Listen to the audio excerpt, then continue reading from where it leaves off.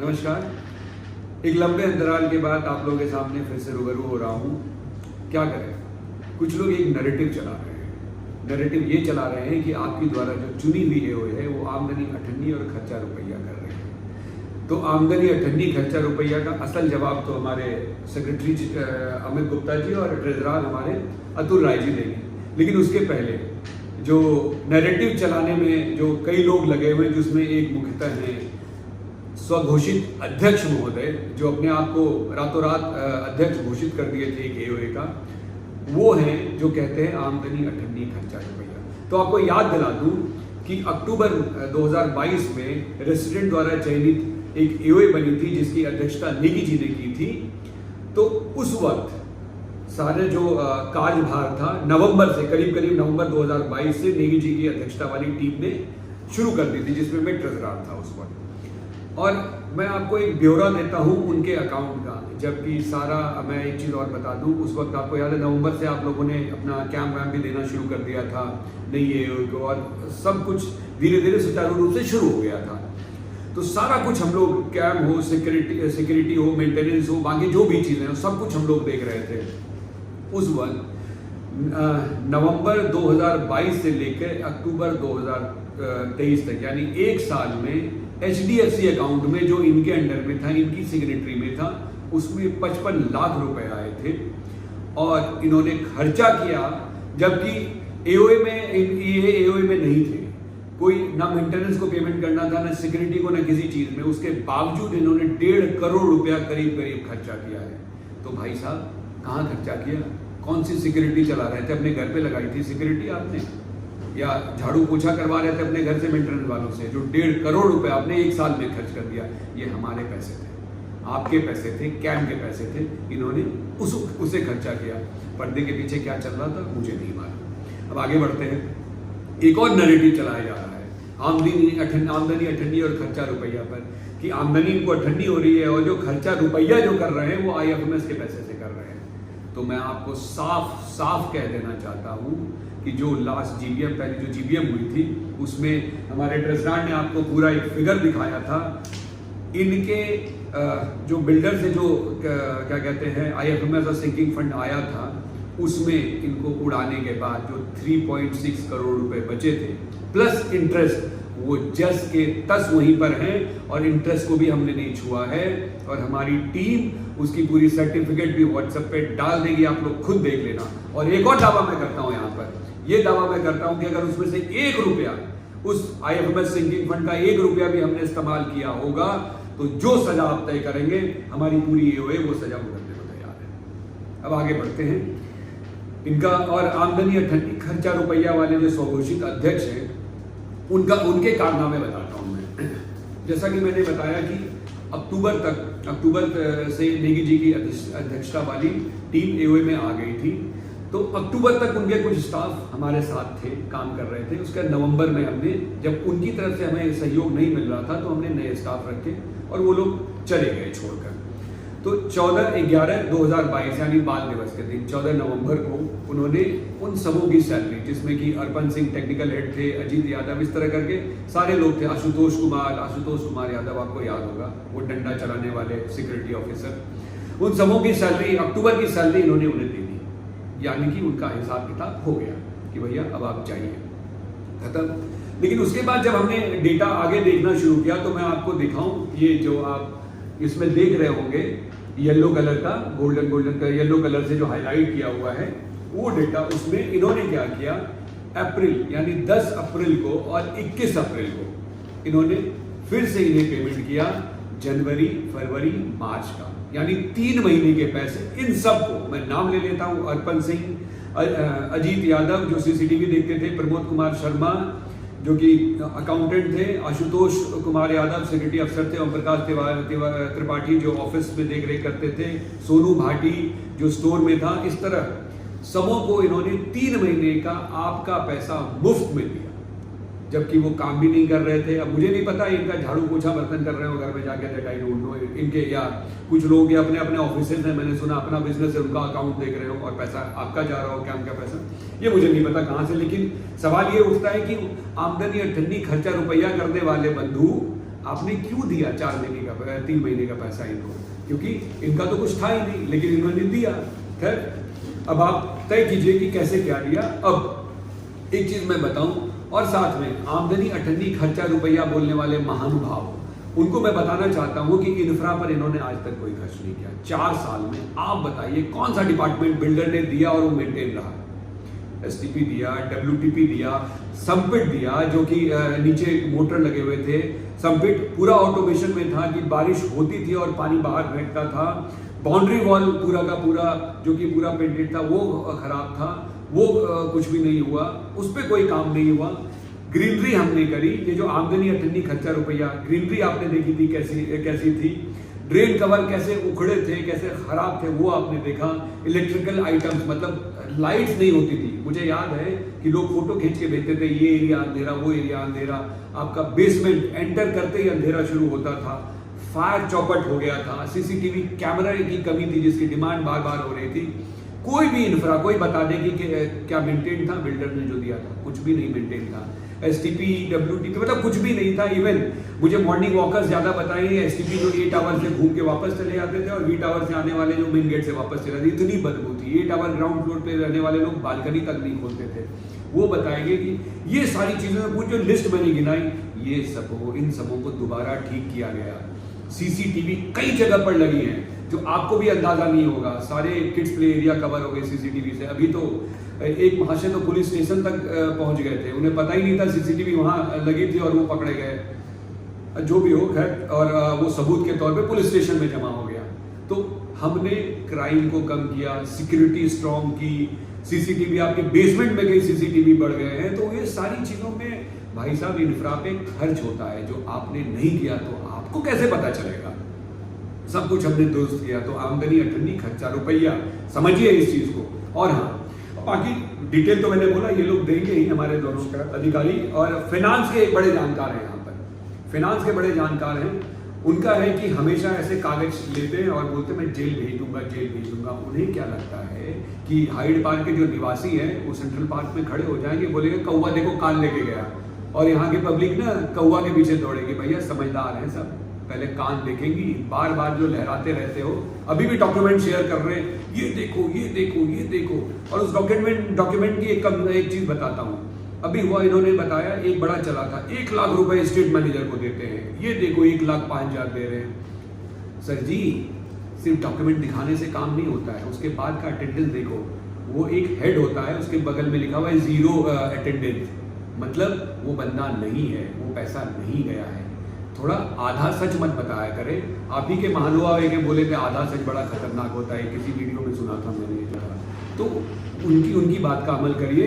0 attendance है, मतलब वो पैसा नहीं गया है। और आगे बाकी जो कुछ चीज़ें हैं वो हमारे सचिव महोदय बताएंगे। सर नमस्कार।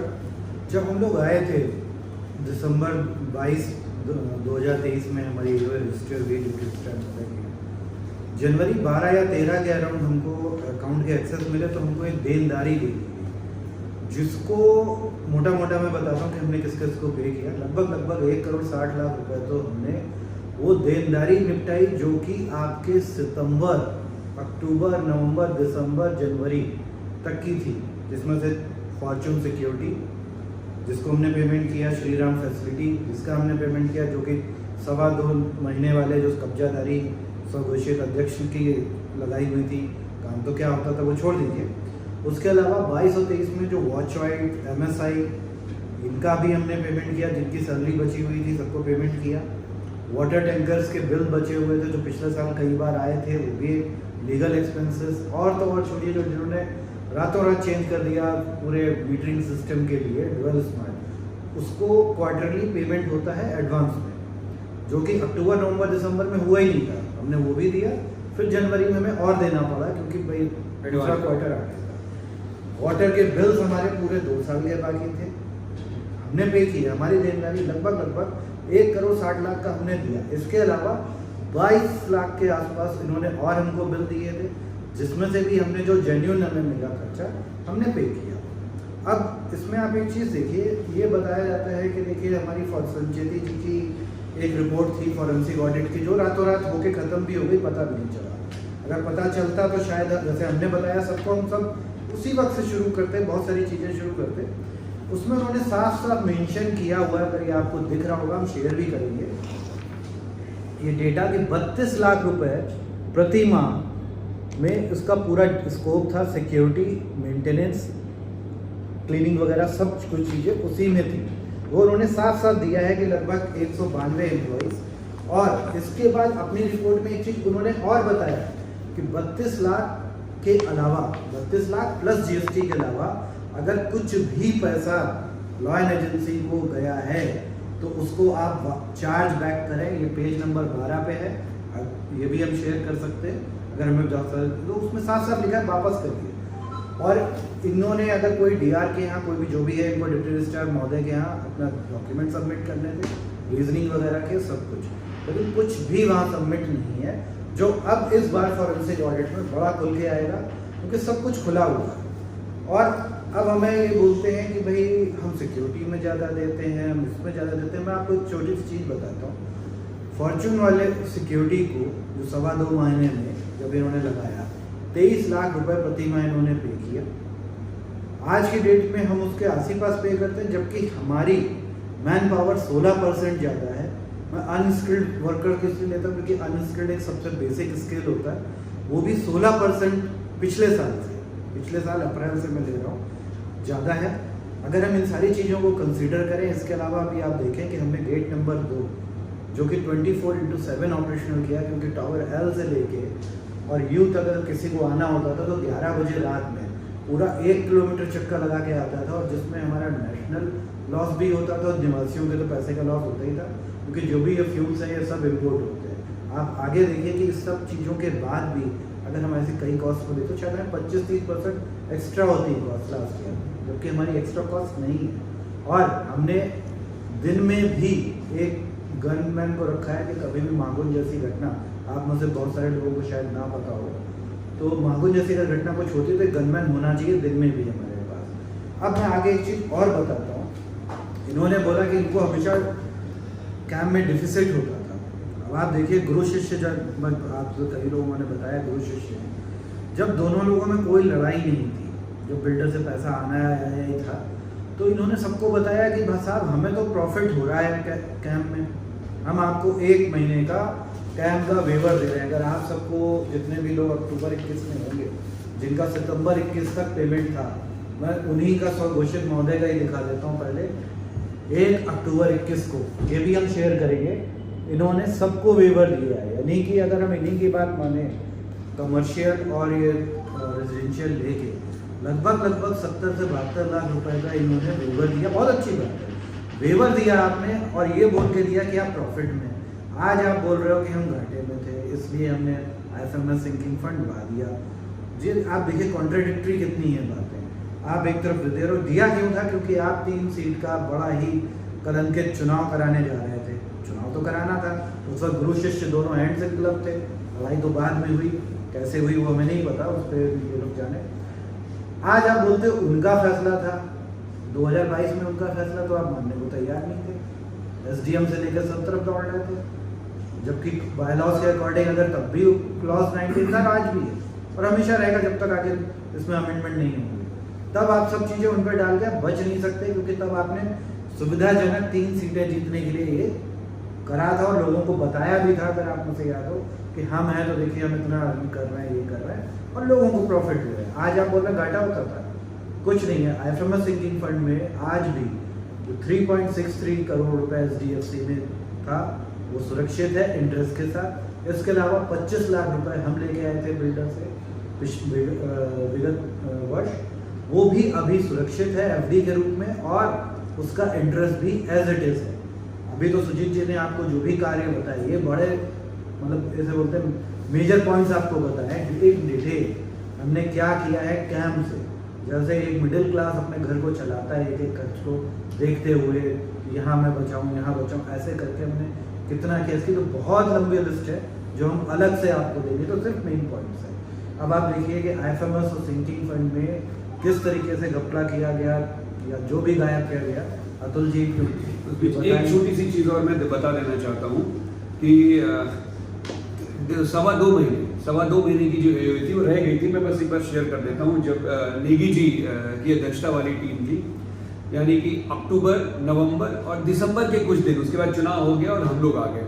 उस बीच में इन्होंने उस 2.25 महीने में खर्च किए हैं 1,68,00,000 रुपए के आसपास, यानी 1,70 के आसपास इन्होंने खर्च कर दिए। स्वघोषित अध्यक्ष महोदय जी जो थे उन्होंने खर्च किए, यानी कि आमदनी अठन्नी खर्चा रुपया की बात करने वाले 55 से 60 इनके मुंह से कहना है कि आता था पैसा, और उसमें 1 पैसा नहीं आया था, फिर भी 80 से 85 लाख रुपए पर मंथ इनका खर्चा हुआ था उस 2.25 के महीने। उसमें आप देख लीजिए, आप खुद ही सोचिए, आमदनी अठन्नी खर्चा रुपया करने वाले अपने गिरेबान में नहीं झांकते, सिर्फ आरोप लगाते हैं। हाँ सर, नमस्कार। तो सारी कहानी जो लोगों ने बता दी, जो नैरेटिव वाली थी, जो कि व्हाट्सएप पे चल रही है बहुत दिनों से। हम लोग का नाम बोल्ड में, जो पोस्ट होल्डर है उनको बोल्ड में नाम लिख के और मैसेजेस फ्लोट किए जा रहे हैं।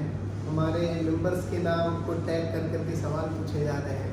उसके साथ हमारे जितने भी सहयोगी लोग हैं जो रेलवे में हेल्प करते हैं, हेल्पिंग हैंड्स, उनके ऊपर भद्दे आरोप लगाए जा रहे हैं। उनके घर के बारे में टिप्पणियाँ की जा रही हैं, मेरे घर के बारे में टिप्पणियाँ की जा रही हैं कि एसी घर में लगवा दिया, ब्ला ब्ला, जो भी है उसका भी मैंने जवाब दे दिया था।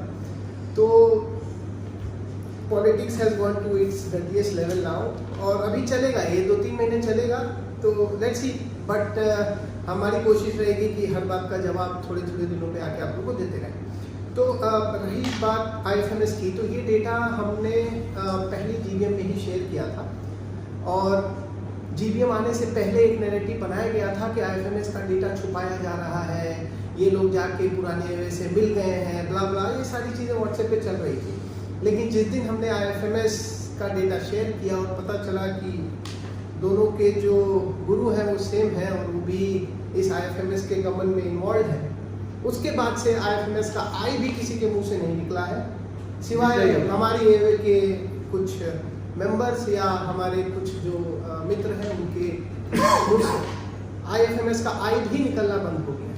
क्यों? क्योंकि गुरु तो सेम है और वो बहुत ही बुरी तरीके से इस चीज़ में इन्वॉल्व है। अब मैं डेटा शेयर करूँगा। हमारे पास आज की डेट में जो IFMS का फिक्स डिपॉजिट पड़ा हुआ है, इट इज़ 3.63 करोड़ प्लस जो भी इंटरेस्ट उसके अंदर आ रहा है, उसको हमने नहीं छुआ है।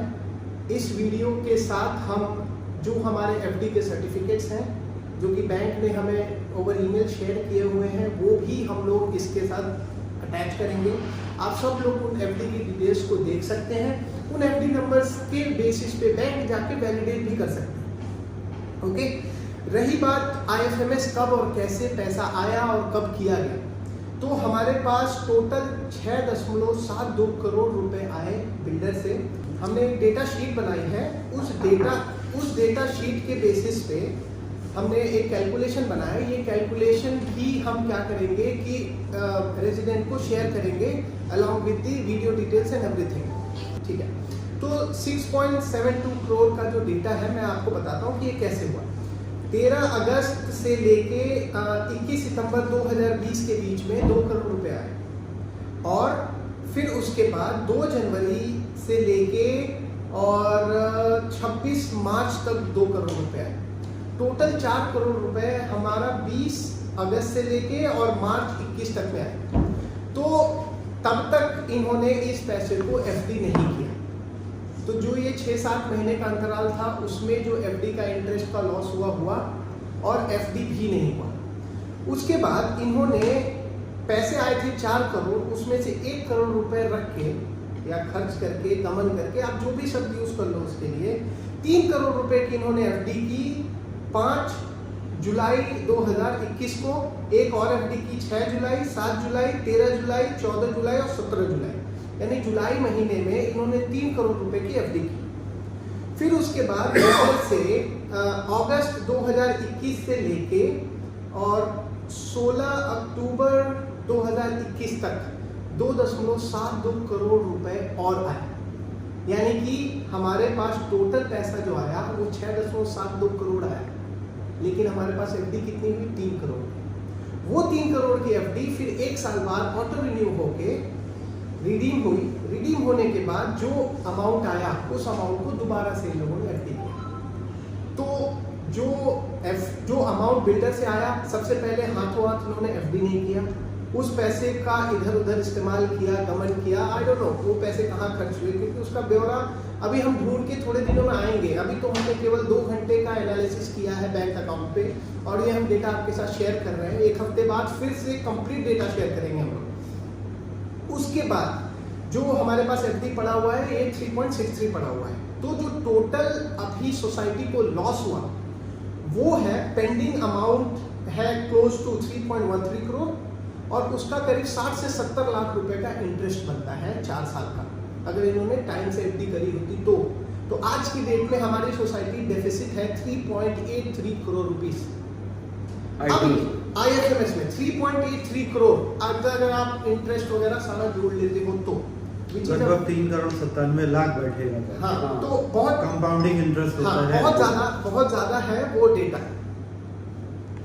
फिर उसके बाद अभी इन्होंने एक नैरेटिव चलाया है कि ये IFMS का पैसा, हमारे पास पैसा नहीं था तो हमने खर्च कर दिया और वापस एवे को पैसा इकट्ठा करना चाहिए, जबकि ये पैसा आपके पास शुरू में ही आ गया था, 2021 में ही आ गया था।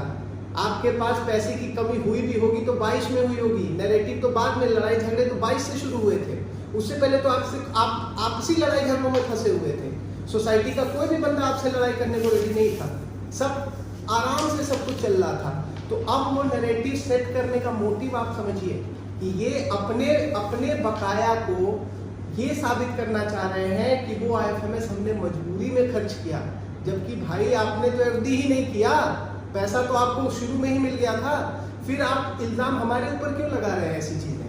अब रही बात आमदनी अठन्नी खर्चा रुपया, जो सुजीत भैया बात कर रहे थे, तो हमारे पास इतने पैसे आए कैसे? पैसे हमारे पास इसलिए आए क्योंकि हमने पैसे को रिकवर किया है सोसाइटी से। किसी का 1 किलोवाट करके, किसी को EMI फैसिलिटी देके, किसी के घर पे फोन करवा के, सारी चीजें करवा के, और कुछ लोग तो खुद से आके 2-2 साल 1.5 साल का पुराना कैम हमें पे करके गए। तो हमने कैम को रिकवर किया है, रिकवर करके उस पैसे को सोसाइटी में लगाया है, और सारा सोसाइटी में लगा हुआ पैसा CA से ऑडिटेड डेटा हर रेजिडेंट को शेयर किया है। आज तक किसी भी एरिया का आप बता दो जिसने कि CA ऑडिटेड डेटा शेयर किया हो, किसी ने भी नहीं किया। और हमने बाइफरकेटेड डेटा दिया है, किस फील्ड में कितना पैसा किया और खर्च किया है, तो कुछ चेंजेस दिख भी रहे हैं। पहले पैसा खर्च होता था लेकिन हाइड पार्क सड़ता जाता था, हाइड पार्क में बदलाव नहीं दिखता था, परिवर्तन नहीं दिखता था। आज की डेट में हम पैसा खर्च कर रहे हैं तो लोग बोल रहे हैं कि हाँ भाई काम हो रहा है। लोग यहाँ तक आके बोलते हैं कि अतुल जी, सुजीत जी, आप लोग व्हाट्सएप पे ध्यान मत दीजिए, आप लोग काम करते रहिए। इवन ये वीडियो बनाने के लिए भी हमें नॉर्मल रेजिडेंट, हमारे दोस्तों को छोड़ दो, नॉर्मल रेजिडेंट ने फोन करके 1 हफ्ते से हमारे पीछे पड़े थे कि आप लोग वीडियो बना के जवाब क्यों नहीं दे रहे, आपके खिलाफ गलत नैरेटिव सेट किया जा रहा है। तब हमारे पास समय नहीं होता, हम ऑफिस जाते हैं, ऑफिस आने के बाद थोड़ा बहुत जो समय बचता है उसके हिसाब से बहुत सारा काम हम कर रहे हैं, उसमें से समय निकाल के हमें वीडियो बनाना पड़ता है। ये वीडियो ही हम 4 दिन से बना रहे थे, नहीं बना, आज जाके हिम्मत हुई तो बना पा रहे, समय निकाल पा रहे, बना पा रहे।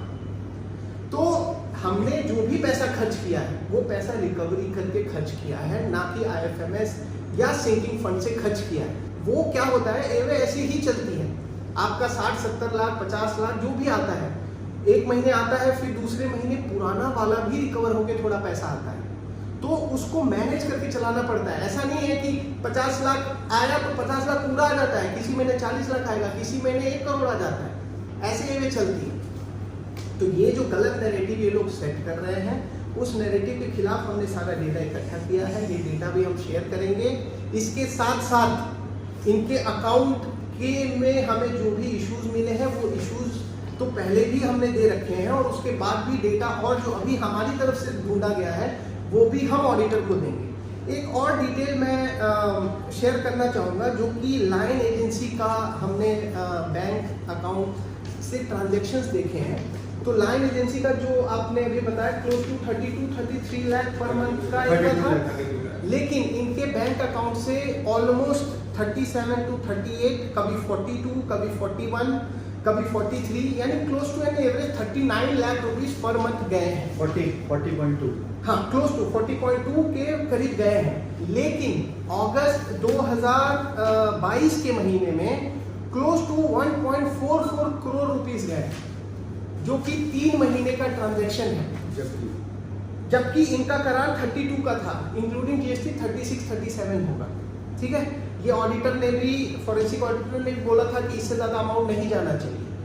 तो अगर 3 महीने का 1,44,00,000 होता है और हम on an average 38 to 39 lakh भी लेते हैं, तब भी इन्होंने लायन एजेंसी को 27 लाख रुपए, क्लोज टू 27 लाख रुपए उन 3 महीनों में एक्स्ट्रा पे किए हैं हर महीने।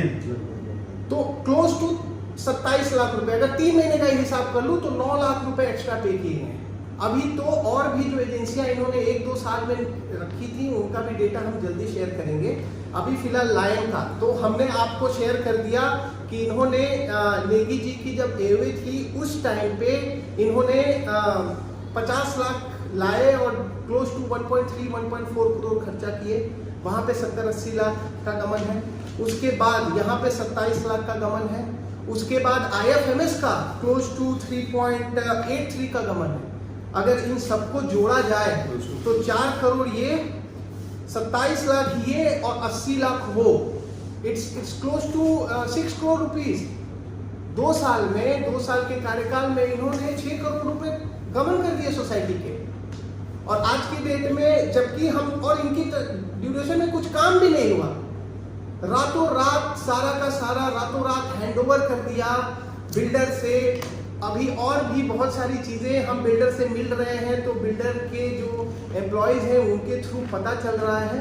हम जनता को रूबरू होंगे तो वो सारा डेटा भी हम शेयर करेंगे। दूसरी चीज जाते जाते आपको बताना चाहते हैं, भले ही वो कितना भी हाइड पार्क में इंफ्रास्ट्रक्चर को सही होने के लिए या विकास के काम को रोकने के लिए कितनी कोशिश कर ले, हम लोग वो नहीं रोकेंगे, हम लोग उसको पूरा करेंगे। हमने वादा किया था आप सबसे, अपने आप से भी, कि हम हर एक चीज़ को दुरुस्त करेंगे, परफेक्टली सही करेंगे और हम उसकी दिशा में ही आगे बढ़ रहे हैं और वो काम करते ही जाएंगे। क्योंकि इनका काम तो यही है, इनको काम पे बात नहीं करनी है, इनको IFMS सिंकिंग फंड पे बात नहीं करनी है, इनको इन्हीं चीज़ों पे हमें उलझाए रखना है और नैरेटिव नेगेटिव सेट करके रखना है कि भाई हम खर्चा ज़्यादा खर्चा, अरे आप संभाल के रखते तब हम करवाते तो खर्चा होता। आपने क्या संभालवा के रखा? कुछ नहीं। और हम सही करवाते चले जाएंगे, आप खुद ही देख रहे होंगे, इसके साक्षी बनेंगे कि हर चीज़ सही होती जा रही है। आप बेसमेंट में जाते होंगे, आप बेसमेंट के बाद ग्राउंड पर जाएंगे, अपने टावर में जाएंगे या बाउंड्री के पास कहीं भी देखेंगे, हर चीज़ सही करेंगे और इनकी इस बात की हम परवाह बिल्कुल नहीं करेंगे। ये नेगेटिव नैरेटिव के मास्टर है, आपको इसके लिए हम आश्वस्त करें। चलिए, अब जो भी था सब हमारे सचिव महोदय ने फिनांस का बहुत क्लियर आमदनी, अठन्नी, खर्चा, रुपये का ब्यौरा दे दिया। जाते जाते एक बात बस याद दिला देना चाहता हूँ, अक्टूबर 2020 से लेके 2021 के बीच में सारे जो IFMS सिंकिंग फंड के पैसे आए, उसके अध्यक्ष थे उसमें अश्विनी त्रिपाठी की अध्यक्षता में हुई, जो अभी दोनों अलग हो गए हैं। ठीक है, लेकिन कोई भी IFMS सिंकिंग फंड की बात नहीं पूछता है, तो आप सभी से अनुरोध है, जब भी वो मिले उनसे जरा पूछिए कि ऐसी क्या मजबूरी हो गई थी, प्रॉफिट में आप चल रहे थे, इतना प्रॉफिट में था कि 70 लाख तक आप डिस्काउंट दे दिए अपने पब्लिक को, तो क्यों आप IFMS सिंकिंग फंड को उड़ा गए? ये सवाल आप जरूर पूछिएगा उनसे। चलिए, थैंक यू, धन्यवाद।